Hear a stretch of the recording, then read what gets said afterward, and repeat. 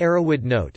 Our understanding of the literature is that there is no such thing as safe recreational use of volatile solvents, aerosols and other street inhalants. Their psychoactive effects are inseparable from nerve and organ damage.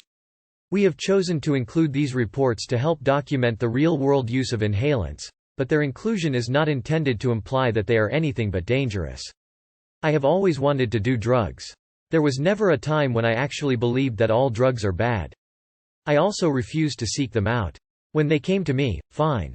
Problem is I'm also a bit impatient. I was about 13, maybe 14. I was watching the basketball Diaries.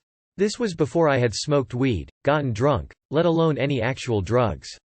In the beginning of the movie they soak rags in something, I can't remember what now, and sniff. Despite them getting sick in the movie, I began to search my room for something to sniff. I happened across some nail polish remover. I soaked some tissues and held it up to my nose, and I breathed in. I did this a couple of times and I got all spacey-like. My fingers and toes began to tingle. This is common when people don't have enough oxygen. I got a little giddy, though I can get just as giddy hanging out with my friends, sober.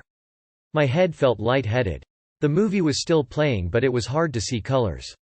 I felt like I was moving very slowly. This became a regular pattern for me.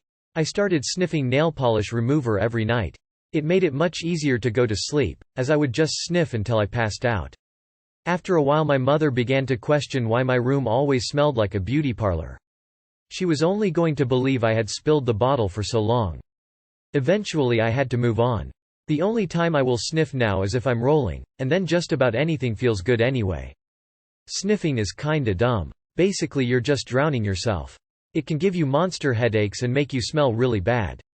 If you want something legal that will get you high, take no dose or something. Most people that I know who sniff are young. It's basically something you do until you can get your hands on something else.